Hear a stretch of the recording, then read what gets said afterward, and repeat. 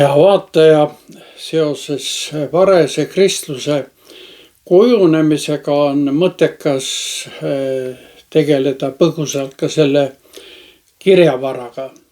Alustame Uue Testamendi viimasest, see on Ilmutuse raamatust.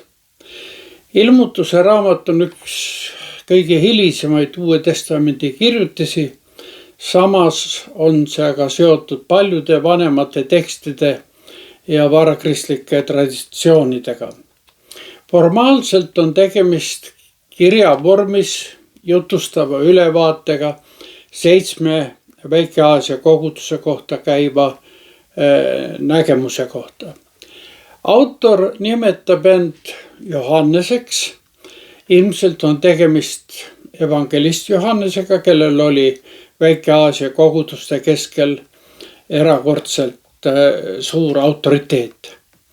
Kogudustes, kelle poole ta pöördub, on tal väga erinev nägemus. Ta tunneb hästi neid kogudusi ümbritsevaid keerulisi poliitilisi olukordi, kus neil tuli ennast tõestada ja kehtestada. Johannes näeb usklikke 2 suure väljakutse vahel. Ühest küljest peavad nad oma kristlikku identiteeti sisemiselt tugevdama. Seejuures peaksid nad koonduma ainsa Jumala ja Jeesuse Kristuse Isa tunnistamise ümber. Ja teisest küljest peavad nad arvestama, et väljaspoolt koheldakse neid vaenulikult. Nad peavad leidma võimaluse oma olemasolu säilitada ja vaenuliku impeeriumi jõhkrates tingimustes seda alal hoida. Ireneus Leonist dateerib Johannes Ilmutuse raamatu keisar Domitianuse valitsusaja lõppu. See on umbes 96. aastase pärast Kristust. Sellega võib üldiselt nõustada. Eeldusel, et Domitianus kiusas kristlasi tahtlikult taga. Aga viimased ajaloolised uuringud näitavad, et see ei pruukinud ka päriselt nii olla. Igal juhul on ilmne, et Johannese ilmutus keskendub peamiselt, kuigi mitte ainult, keisri kui usuvastase kultusele. Me näeme seda Ilmutusraamatu 13. peatükis 3.–5. salmini, kus on öeldud, kogu ilmamaa oli imestunud, käies metsalisi järel ning nad kummardasid lohet, öeldes, et ta metsalisele oli andnud meelevalla ning nad kummardasid metsalist ja ütlesid, kes on metsalise sarnane ja kes suudab temaga sõdida. Tsitaadi lõpp.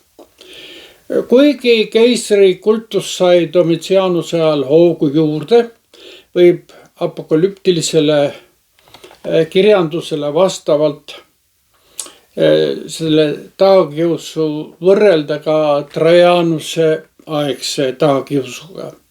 Sellest perioodist on säilinud ulatuslikult dokumenteeritud kristlaste vastaste vägivallaaktide kirjeldusi. Nii leiame siit arvukalt hukkamiste kirjeldusi üksnes sellepärast, et need hukatud olid uude usku kuulunud ja ei olnud sellest ka loobunud. Sellel foonil näitab Johannes oma eskatoloogiliste nägemuste kaudu Jumala ja Rooma impeeriumi ning selle vasallide vahelise võitluse iseloomu.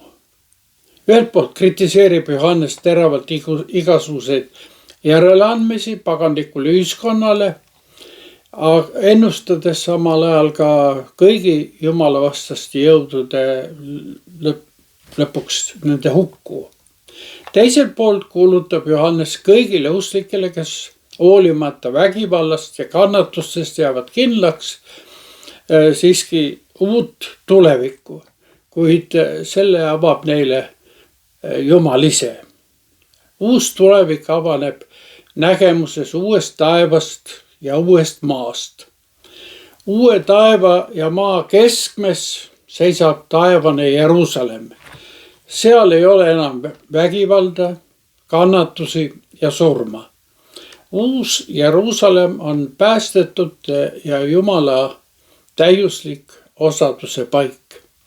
Selles nägemuses heidetakse elu eitavad jõud radikaalselt kõrvale. Uues taevas ja uuel maal valitseb nüüd kõikvõimas Jumal. Selline nägemus annab tagakiusatud ja rõhutud kristlastele aga uut julgust. Julgust, mis aitab neil oma kitsas olukorras vastu pidada ja ellu jääda.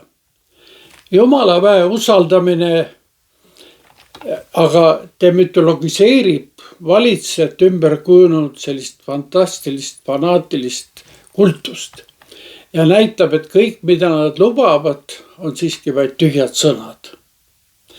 Järgmine kord räägime Rooma kirjast, Apostel Pauluse Rooma kirjast ja sellest taustast just sellel varakristlikul foonil.